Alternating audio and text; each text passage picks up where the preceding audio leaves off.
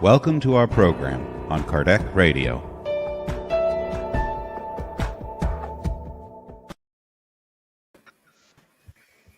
Hello, everybody.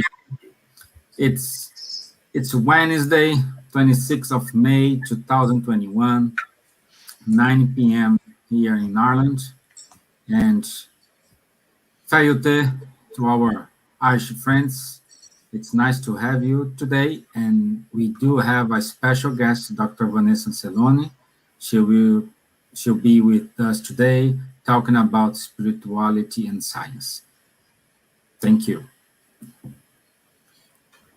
Good evening, everyone. My dear friends, it's a blessing to be here once again with you all in this special night with Dr. Vanessa Celoni. So I hope you enjoy our episode this evening. Thank you. Labas vakaras visiems. Šiandien turime svečią, Vanessa Celoni iš Amerikos, ir mes kalbėsime apie dvasingumą ir mokslą. Tikiuosi, kad jums bus labai naudinga, labai įdomu, ir labai ačiū, kad jūs čia esate su mumis. Thank you very much for your company. Thank you all. As we mentioned before, Vanessa Celoni from the United States is coming here tonight to talk about spirituality and science. Hope you enjoy it. Bonsoir, bonjour à tous. Merci pour votre présence et pour votre fidélité. Très heureux d'être ici parmi vous de nouveau ce soir pour parler un peu de ce magnifique sujet qui me tient beaucoup à cœur, la science et la spiritualité. Et aujourd'hui avec notre invité spécial, qui est notre sœur Vanessa Celoni. Hello, good morning, good evening. Thank you for being here with us every week for this Spiritual Light emissions. Today on this subject that I like much, which is science and spirituality, and with our special guest, Vanessa Celoni.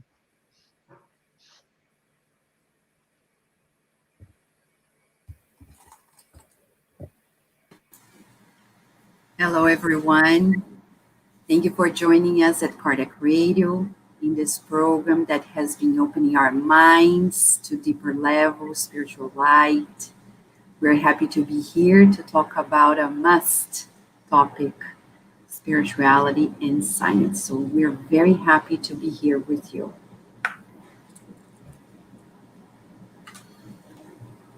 Mute, Stevan. Thank you all for this warm and welcoming.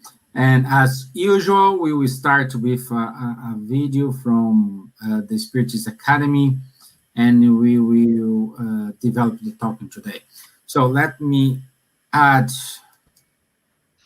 my screen here, and off you go. At first glance, things seem so profoundly varied, so essentially distinct as the diverse substances that comprise the world. So, does matter consist of one or many elements? One single primitive element. The bodies you regard as simple are not true elements, but rather transformations of the one primitive matter. Where do the different properties of matter come from?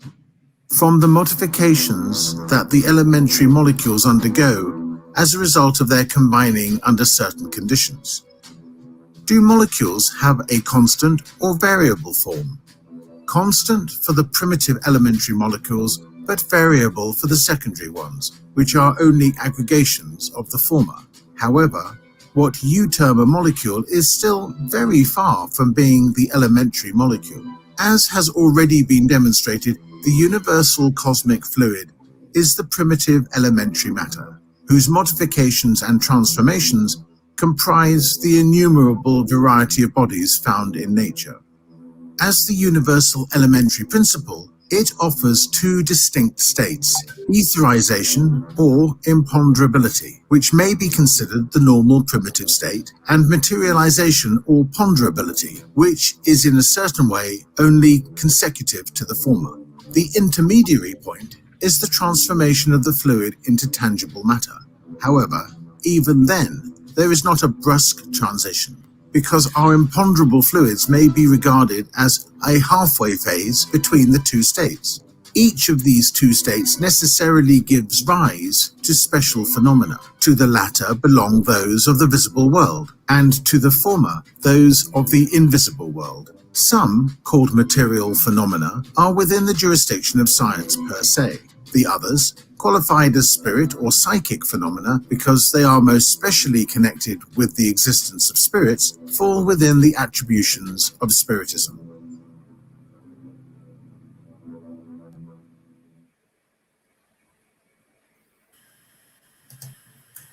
Wow, it sounds a bit complex, but in my opinion, it looks more simple than we think. And I'd like to kick off this discussion today. And I would like to see in Dr. Vanessa, you are in the USA for many years. And my question is, what you have seen since you arrived in the US with all your researches? How develop the combination of science and spirituality from the moment you arrive in the US up to now? Stevan, I would like to say this. I've been here for 23 years, and of those, almost 20 years I was at university. And I would say this, because science is huge in the United States, we're talking about one of the leading countries in science, not only, but in terms of quantity, we have a number of scientists that is huge. Just to give us an idea, when the Society for Neuroscience gets together, we talk about a meeting of 35,000 neuroscientists. We only lose to cardiology, which is the largest. Just to give us an idea about scientists, and it grows as we speak. We would say there is a diversity of topics, and it's important to keep in mind that the routine of a scientist is so peculiar and related to a topic, to a subject, that doesn't allow the scientist to have much room for other things. What am I saying about it? That in the diversity of fields in science, one of them is spirituality and science. Okay. One of them. But neuroscientists per se, we don't talk about spirituality there. Though we know a few of them who research on it, but very few. In the United States, we know one neuroscientist who works on it. Dr. Andrew Newberg, one. We don't have subjects, spirituality and neuroscience, in graduate schools here. We're talking specifically in graduate schools. We have professional schools like medical school, dental school. Like in dental school, I worked at the medical school and dental school here. In the dental school alone, where we have the Department of Neuroscience, because you have the Department of Neuroscience, not neuroscience, across the universities in the United States, there I was the director of behavioral sciences. I was able to implement things that are close, but not that close, because it's not allowed. We cannot talk about things that are still to be replicated. And this is important. For example, the study that was done by Julio Paris, Dr. Paris in Brazil, Dr. Moreira, and others with the collaboration of Dr. Newberg here in the United States, talking about mediums and the brain in 2012, published in 2012 and 2013, that was one study. but needs to be replicated. We need more studies of it, but to need more studies, you need funding. And when you talk about funding, you're talking about the general public, society, allowing the organizations, the government organizations, and even the foundations to channel a chunk of their money to that kind of research. When you talk about illnesses, for example, of the mind, depression, anxiety, you talk about schizophrenia, diseases that are neurodegenerative, the money, the big money goes to that. They are not interested. Spirituality is not in the, let's say, in the top 10 list of interests or emergencies, because Not yet. you understand, not yet. So that's why, so we needed to understand that I don't think people are not interested. I think there's growing interest. The problem is, for you to study such things, we really need money.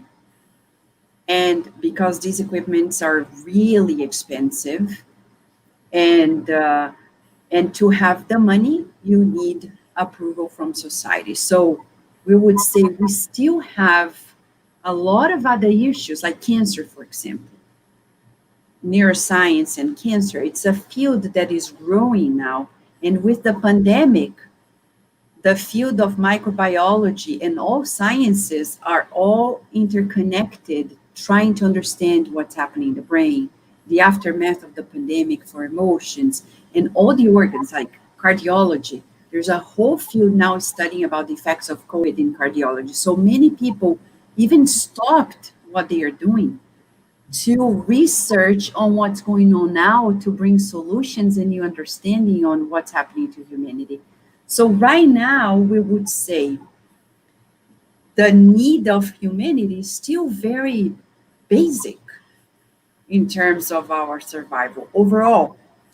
When we talk about it reminds me about Abraham Maslow in the hierarchy of needs.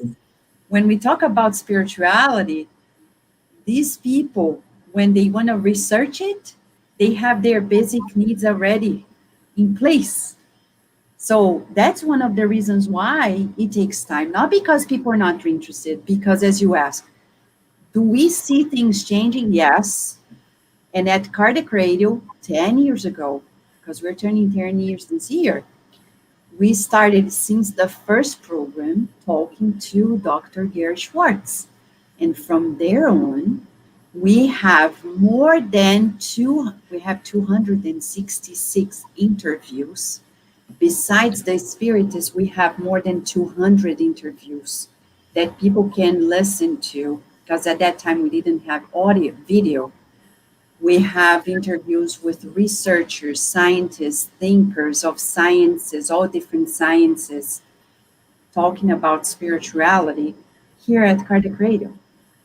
So you can see that there is growing research, growing interest, but not as fast-paced as we wanted, because there are other needs as well to be attended by science.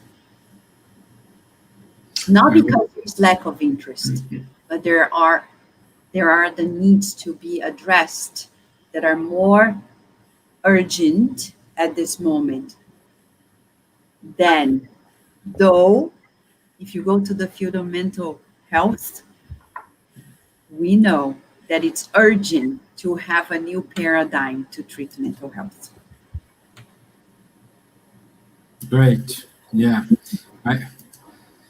It's a learning, and this come across. By the way, I want to say hi to all people here joining us here from USA, from Ireland, from Brazil, from Canada. So thank you everybody for joining us. We appreciate your time here, and I don't know.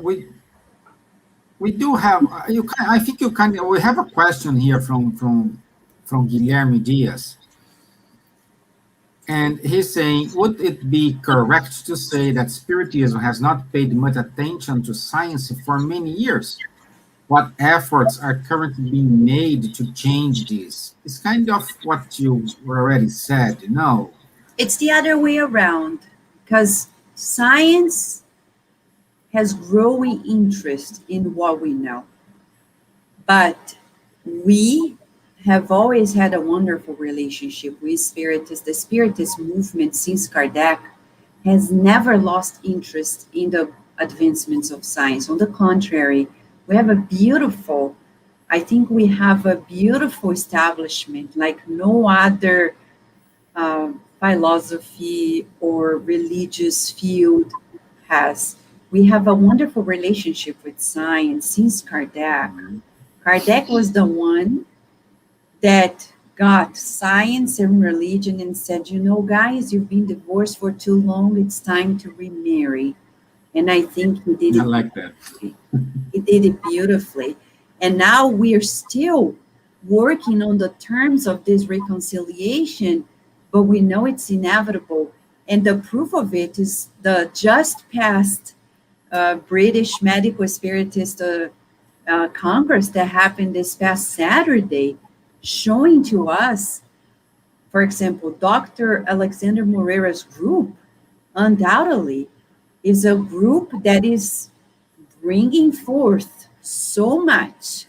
They are spiritists, but they are scientists in a country where you are allowed to do this research. In the US, it wouldn't be ideal for us being spiritists and scientists researching on the field, because here they say there's a bias, so they don't accept it. It's easier in countries like Brazil, where Spiritism is well understood. So no wonder they have good collaboration with other researchers around the world. And you see growing number of papers, as we showed in our talk just the last year, of the research between 1973 to 2021, in terms of mediumship alone, just mediumship, not even spirituality, a subfield mediumship, we see that the research that has been done in this time frame has grown immensely to almost like 20% of it just in the last year, showing to us that people are really willing to understand more and more about it. But Spiritism, the Spiritist movement, has a wonderful relationship with science in all different fields. If I will give you just a quote, somebody who cannot speak English here with us, but has beautiful works in the understanding of veterinary science, animals, and spirituality, Dr. Ivernia Prada in Brazil has books about it and talk about it, the research on science and understanding animals and the spirit that is connected to it. So we see in different fields people taking care of it from a spiritist point of view, aligning with science. As Kardec says, the alliance between science and religion. Yeah, thank you very much. So would like to say hi to our friends in Argentina and Luxembourg as well, is watching us. So who's next? Can I just grab this flow about religion and science? So we do have, in Brazil at least, but I think here in Lithuania as well, but we have religion in school as one of the topics that we are taught.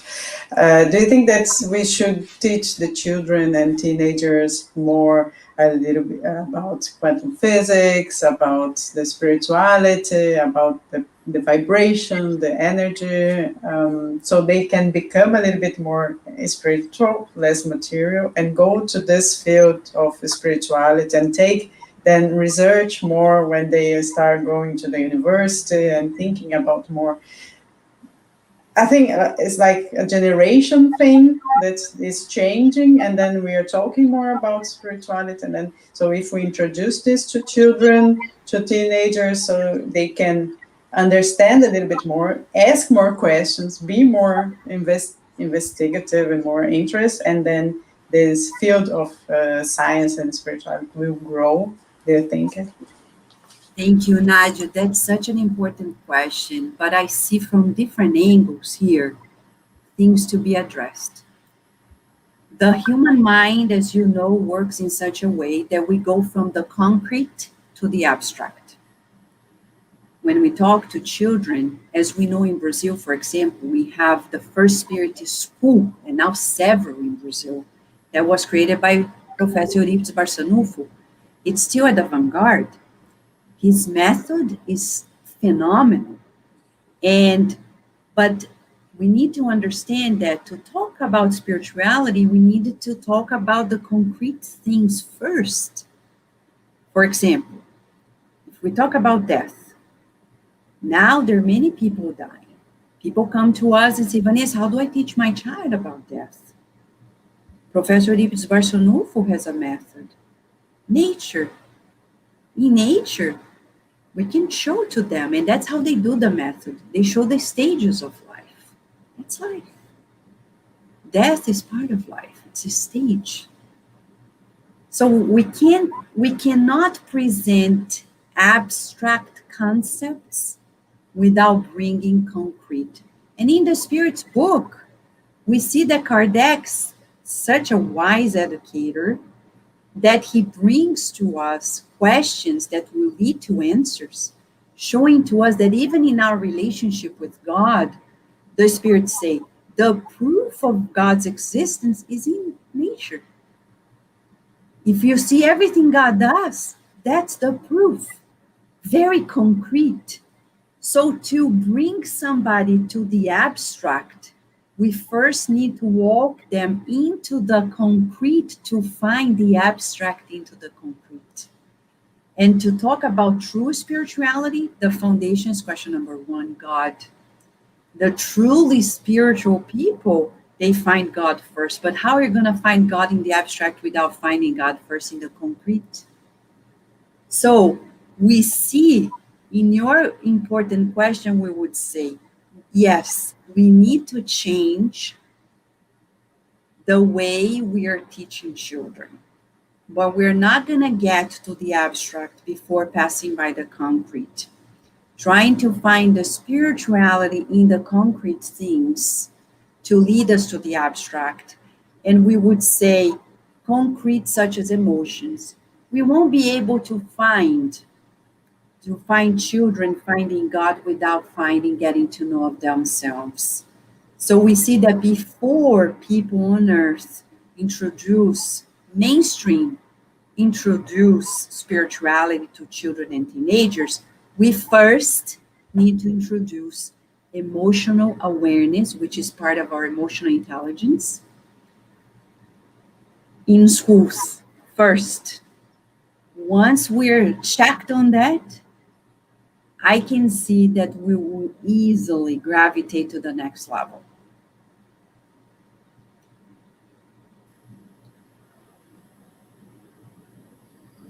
Yeah, good.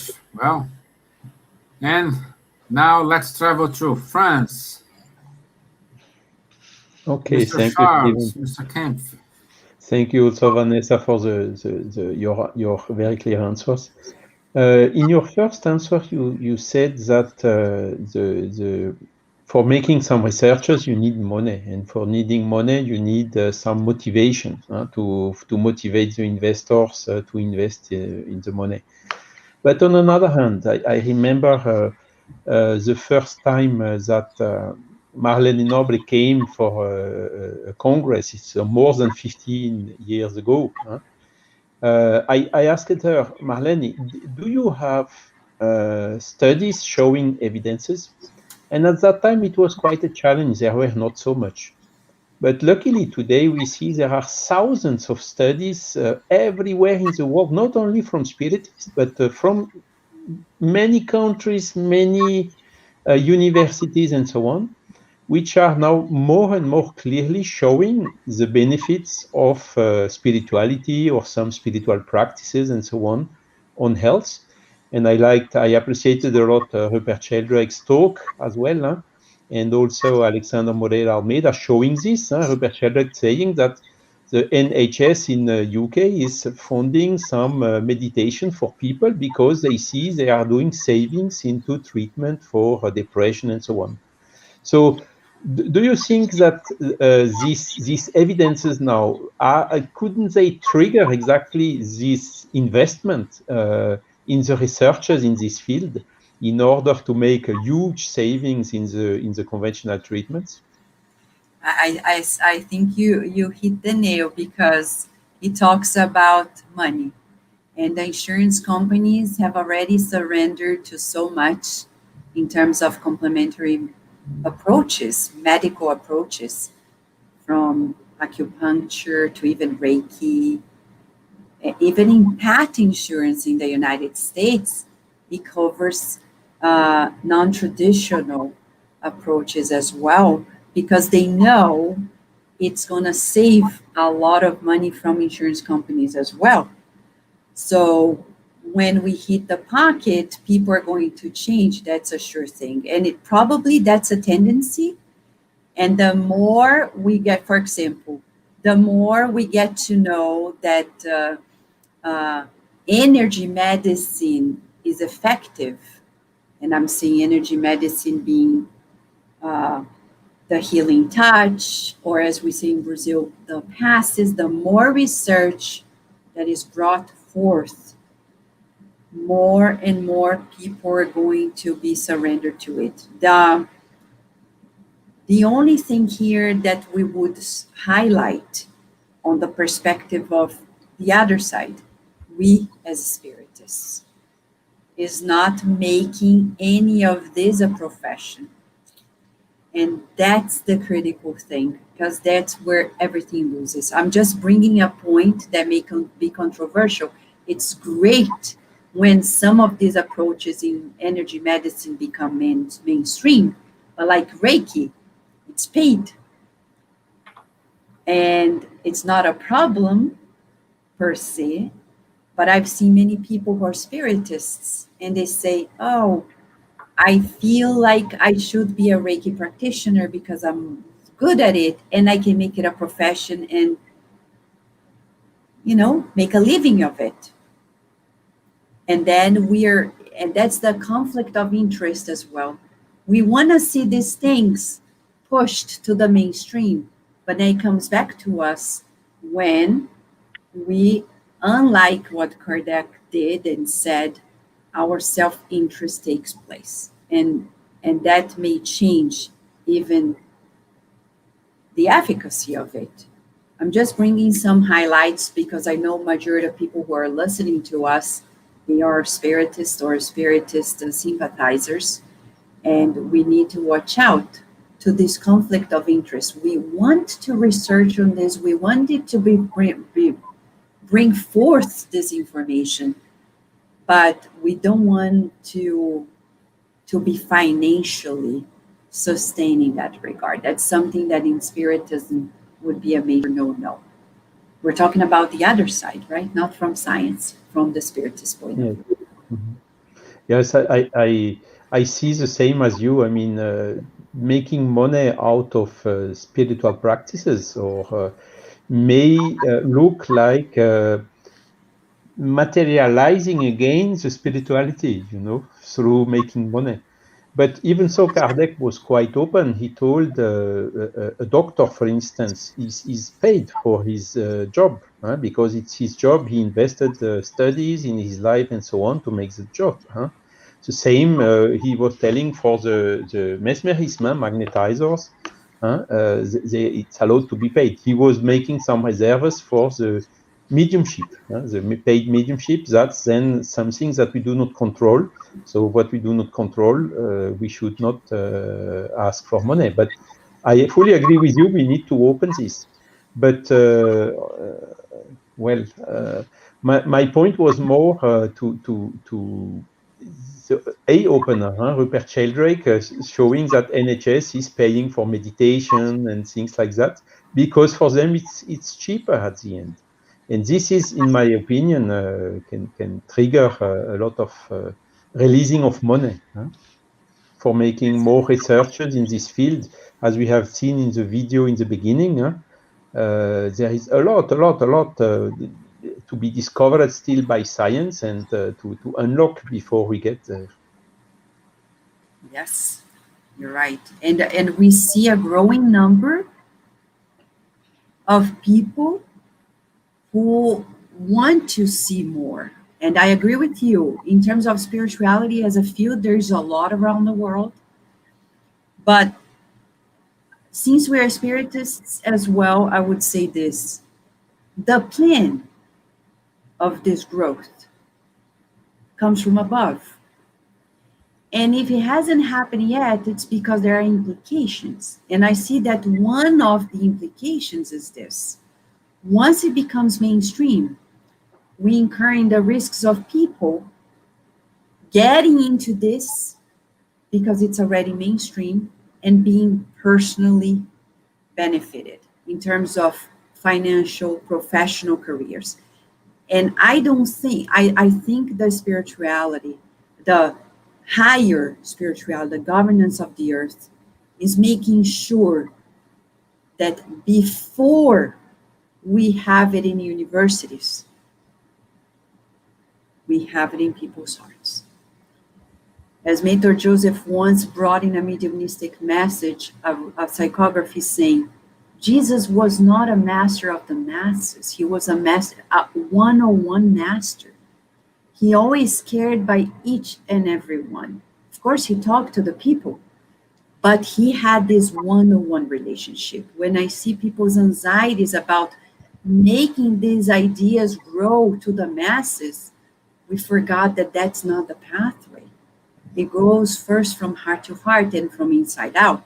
So it's going to take time also because of the implications. We cannot destroy a plant, as Kardec said. If the truth comes like a plant at the wrong time, it can be smashed. So in terms of mainstream, it's taking time, but it's growing. And it's growing, I think if we want to detect the speed, it's exponential. It's growing to a level like never seen before. Yeah. Now I invite everyone to drink a tea in London. Elsa, do you have tea for us? Yes, I have a tea, and I have one quotation from a scientist from India that I read in the New Indian Express journal. He said, "Science and spirituality, two sides of a coin." And I remember our great genius, physicist Albert Einstein, the quotation that everybody knows when he said, "Believe the science without a religion was lame, and religion without science was blind." And in between all these kind of things, we come across with spirituality. Religion is imposed by man. Spirituality is nature. Everything is spiritual in nature. There's a copy of the spiritual world that we have here. And in the schools, some schools in Europe, I think in Brazil, United States as well, they introduced meditation to the children in schools. That is helping children be more attentive, be more calm, and that's great. And Dr. Peter Fennick spoke Saturday regarding a doctor that was praying or recite a prayer to the patient, and the direction of the hospital called his attention, something like that. So if you know that the meditation is good, a prayer is good, as Dr. Harold Kennedy did a beautiful research, before 2003. And lot of things are going on. Why? The scientists still are blind. Still don't want to see the benefits of spirituality, acknowledge spirituality, Vanessa. Why we still like that? I would say this. It's an ancient theme. Who is a scientist? Who is the scientist? Human. They're human. They have their religious belief. They don't talk about it, but they do. As a scientist myself, I've been surrounded by scientists who are Jewish, or Catholic, minority in the US, but who are of all different lines of Protestant Christianity, and behind the scientist that seems to be so logical, right? There is a human heart that grew up in a religious pathway, has their beliefs. And when you touch that point, they're like, no, not here. Because they don't want, they don't know how to do the bridge, and they also refuse it. I remember a scientist friend of mine, I'll never forget, because I never talked about it to people, but people knew, because they know. And I was doing some research. It was at the medical school. And we were at the microscope looking at some cells in the brain. And he dared to make a comment out of nothing. He said, Vanessa, he was actually Australian, very beautiful, very bright, still young. And he turned to me and said, Vanessa, how come you believe in these things? And I didn't say a word, but he knew it. And I said, well, let me ask you a question. Why are you so bright and beautiful? You're the first one to arrive at the department, the last to leave. So beautiful, hardworking. Why do you do it if life is going to end? Does it seem smart to you? Because for me, to me, if there is no continuation, I will take a shortcut.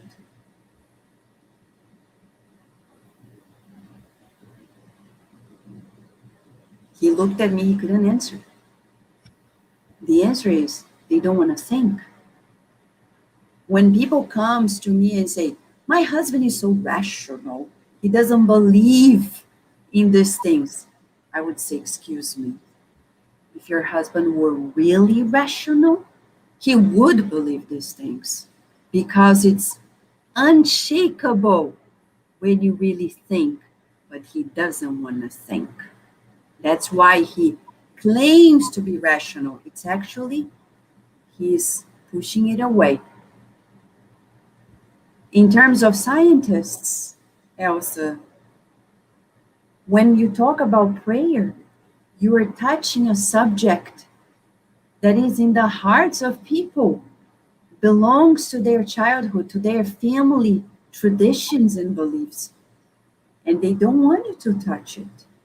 So I think when scientists or a group or a hospital, they refuse to embrace the evidence, for example, on reincarnation, there's enough papers from Stevenson's group, Jim Tucker's group at the University of Virginia, hundreds of papers.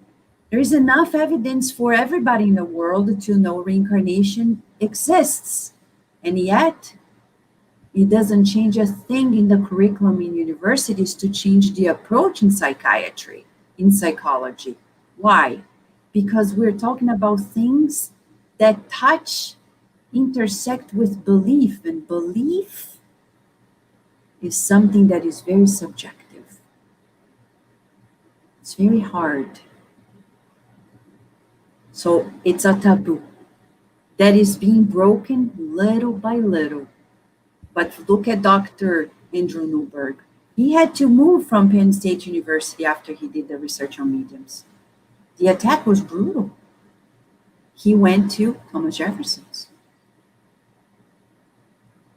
And at Kardec Radio, we have interviews with several scientists, from Betty Stafford, who is at university in California. We have Dr. Gary Schwartz from the University of Arizona telling me, Vanessa, I can do this research because I am tenured. And I started it after I was tenured, meaning I got my position. Nobody's going to take it away. But you can't. And I say, and I won't, because my role is not to prove anything. I want to share the news. It's not my role. I'm biased. If I research on it, I don't even believe my research because I believe in it. And psychophysics proved to us that what you believe changed the results of science. So I cannot do that research myself. I can't. I would love to, but I can't because I believe in it. But those who don't believe, they are the best candidates to be the researchers on this. Supported by us, maybe consulted by us, but not only us. Because those who don't believe, they have to have a word to make sure that there's no bias, which is very important, right? In the making of the scientific protocols. Like Dr. Newberg, he doesn't believe in anything. And now he's the leading authority in the field of neurotheology. We've done 2-3 interviews with him at Kardec Radio many years ago. And he talks about how he's not a believer, how he researched, and now he created a textbook on neurotheology, which is a total new field in research. Wonderful. Right. Thank you. Beautiful, beautiful, beautiful. It's so good to see. Even though we think there is nothing working behind the scenes, there is a lot of things. So it's wonderful to see that. It's wonderful to. I'm glad you're sharing this information with us, because. But we remember that Kardec go ahead. said something as well, Stevan. Remind us, introduction of the gospel, item 19, that was reading and said, oh my God, Kardec is really amazing person. Ask Vanessa pointed when she starts talking. Can I read it quickly? The item 19 of the introduction of the gospel according to Spiritism. The ones that have the book can go there, introduction 19. If doctors are unsuccessful in treating the majority of ailments, it is because they treat the body without treating the soul. If the whole is not in good condition, then it is impossible that part of it should be well. Spiritism offers the key to the relationship that exists between the soul and the body. So, proving that one of them is constantly reacting over the other. This idea opens up a new field of science, with the possibility of showing the real cause of certain ailments. The way of curing them becomes easier.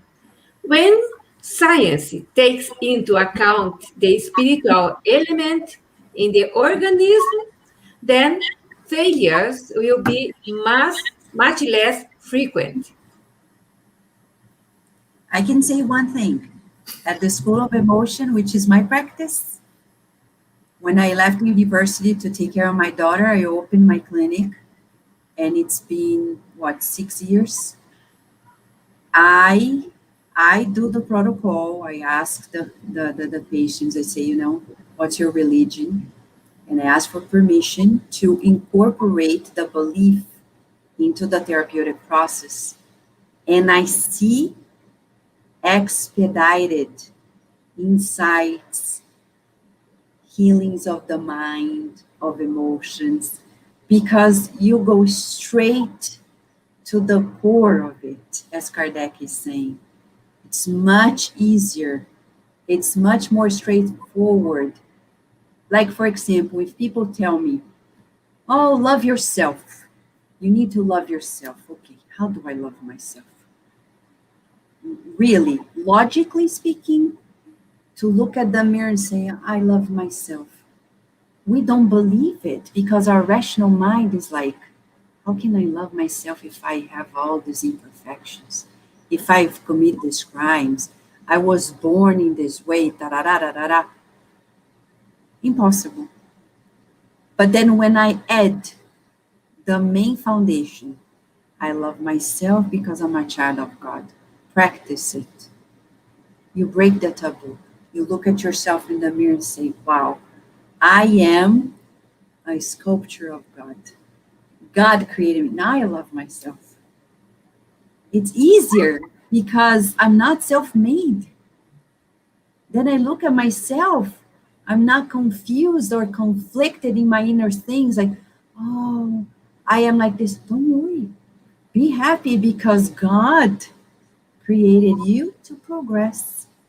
You can get out of it. It shall pass. Let's work on it. And then you're able to forgive yourself. I'm not going to say it's overnight, but it's a process we can see. Look at the beautiful face. Hi. Adorable. So then we can see the child came, and it's beautiful.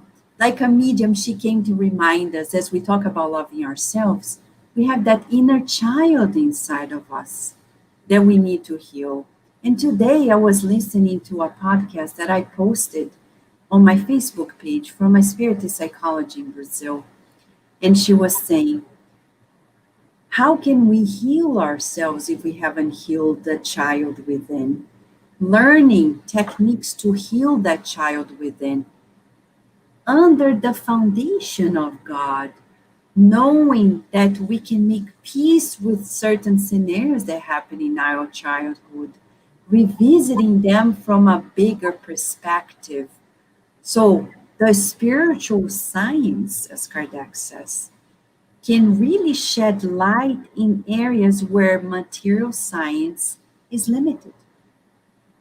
And I don't need the government to tell me do it. I have scientific evidence to show to people who come to me and say, we can apply this today. If this is already in your core of belief, it's piece of cake. I don't need the government to vouch and say, go ahead. Like Dr. Mark Baker, he's a Christian psychologist. He's not a spiritist. We've interviewed him at Kardec Radio. We were able to bring him at a Spiritist Symposium in Atlanta. And he has a book that talks about Jesus as a psychotherapist, the best that has ever existed. And in our conversations with him, he says, I incorporated that approach in my practice, and it's highly effective. He published books, he became renowned, and he has his clinic that is ongoing, and he absorbed it. So we see that there are many people already practicing. For example, in the UK, in terms of mental health, we can't forget the Spirit Release Foundation. People, psychiatrists, who understood that there is an extracorporeal element that comes in place and shakes our mental health, creating mental illnesses as well. So they researched, I read many of their papers, even presented at the first medical spiritist meeting that we had in the US, 2006. Dr. Merlini Nobre was there. And we see the beautiful works that they do, which is it's like this obsession they call spirit release technique. We call in Spiritism this obsession. Those psychiatrists are ahead of the game. They are already incorporating that practice in their practice and seeing the success. So it's already happening around the world. What are we waiting? What are we waiting? I think it takes courage. Yes. Yeah. Oh, who's? I want to say so that in 2007, Vanessa, Dr. Andrew Powell asked me to write an article about the mediumship spirituality. I wrote, and he published it in the journal or newsletter of the Royal College of Psychiatrists / Spirituality and Psychiatry Interest Group. Wow. It's still there. It's still there. Wow. So I think 7 pages, more or less, is a huge article. And they have interest. And the Spiritual Release Foundation, we had patients from them to treat in our Spiritist center because they believe in us. The psychiatrists, they know that as spiritists and mediums, we are helping people that are hearing voices. The voices are saying, you have to kill yourself, you have to kill yourself. So they are under medicine. And when they come, they receive healing and start studying, they release themselves from this obsession. It's still hearing voices, but not as a schizophrenia or things like that. But there's a combination of medicine and spirituality. Is the beauty of the public health. If they can combine it and use it, will be less suffering in the world, for sure. Wow. Beautiful. Beautiful. Yeah. Only a contribution, sorry. It's happening. As Elsa said, Yeah, it's happening. there. Right? It's there. Yeah. So time passed by very fast. But we do have one question here. I don't want to wrap up here without answer all the questions we hear from our friends. And Fabrizia Diaz says, may homeopathy be the medicine of the future as its proposal is treating the cause of the disease? Fabricia, you don't know me, I don't know you, but you touched the subject that is dear to my heart. I am the byproduct of, I would say, Hahnemann, the father of homeopathy, is my father, my spiritual father, because when I was 7, I had pneumonia 5 times in a year. The doctors were hopeless. They told my mom, there's nothing else we can do. Finally, since we were at a Spiritist center in Rio de Janeiro, Francisco de Assis, there was a physician who was a homeopathic doctor, and she said, I can help. My mom asked the main doctor, the pediatrician, can I try it? And he said, well, try whatever you want, because there's nothing else we can do. And in less than a few months, I was healed, and here I am, 40-some years later, 42 years later. Here I am. So I would say homeopathy certainly is a pathway because it treats us from within, spiritual body, the mind and the quintessential body, the perispirit. Hahnemann is one of the spirits that helped bring forth Spiritism. In the books by Kardec, we'll see several messages that came through him. So we would say we can count on homeopathy, not only, mostly, to help us, as much as we can count on acupuncture, which is a true surgical procedure in our spiritual energetic body.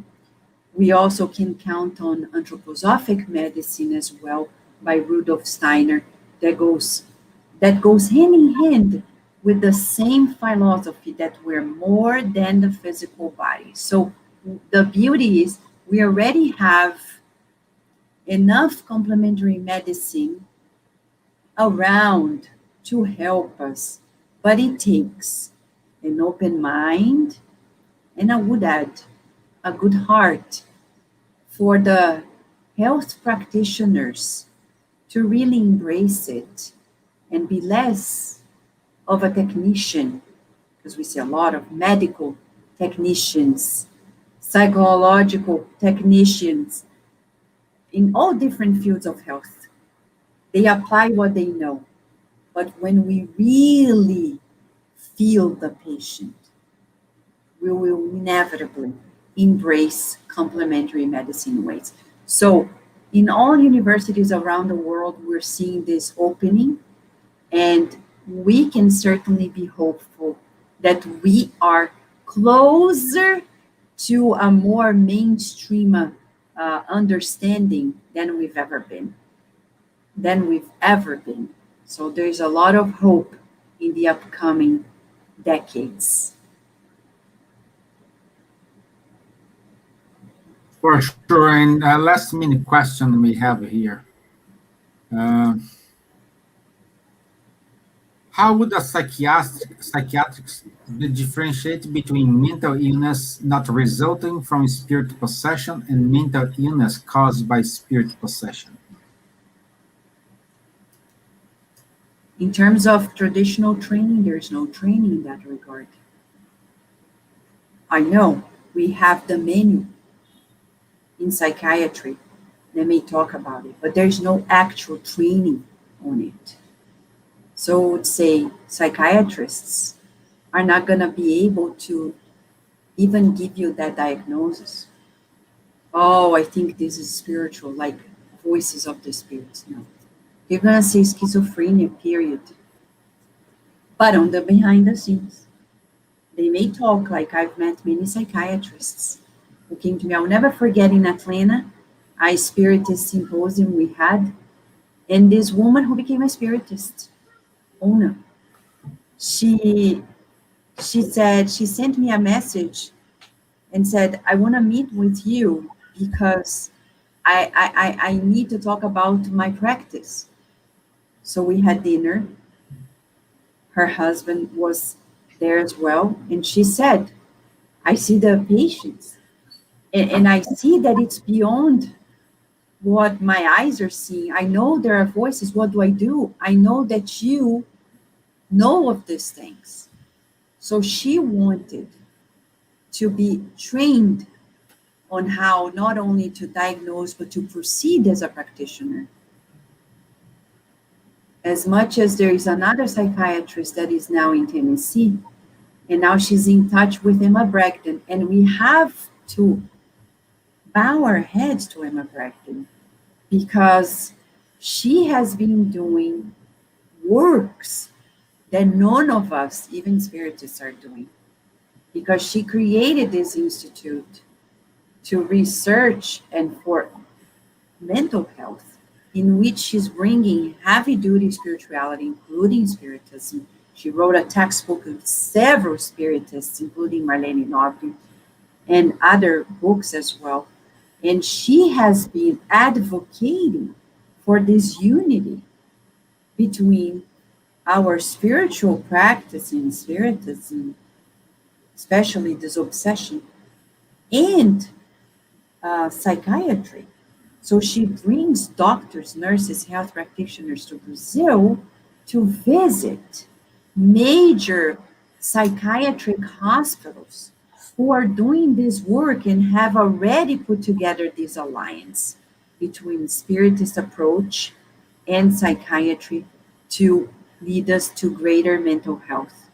She is advocating for this, and she has training for people in that regard. So we would say, we Spiritists can help, but she has been doing this translational, not only research, but creating an approach to give these tools to people who are not yet into the Spiritist centers.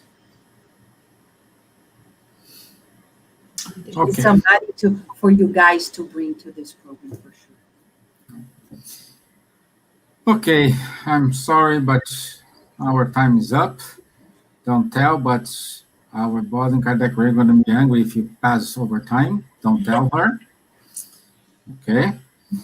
But thank you for this amazing. Oh, Charles drop it. But let me give it our announcements before we wrap up here. So this Sunday, is the last Sunday when we have our beloved Divaldo Franco doing a tour for Europe. So this Sunday at noon Brazil time, and I would say it's 4 o'clock our time, 4 o'clock London time. Okay, Charles back. So please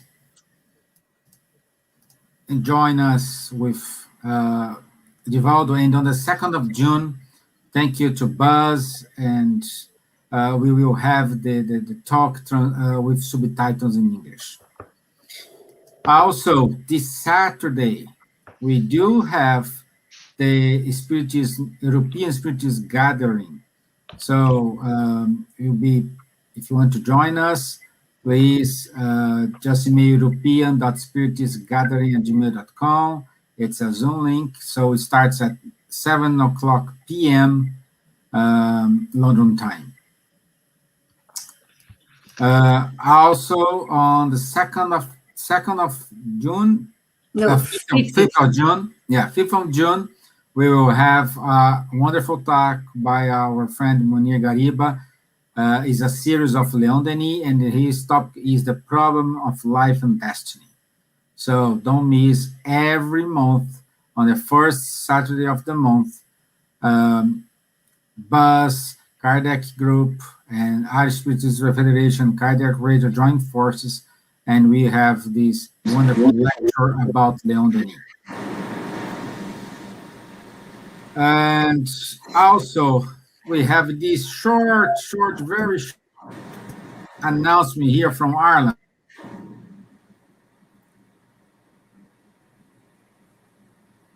Welcome to the reading of the Spirit's book. I am Marina. I'm Nadja. I'm Vanderlei. And we are here with this project. It's called the Reading of the Spirit's book. And this is a project from the Spirit Society of Ireland and the Irish Spirit Federation. And the purpose of this project is just to bring more about Spiritism, also in the English language, but also in audio and video form, so everybody can benefit from what Kardec has put together. Thank you very much, guys. Please subscribe to our channel and keep watching our lives on Facebook and YouTube. Thank you, guys, and have a good time. Bye.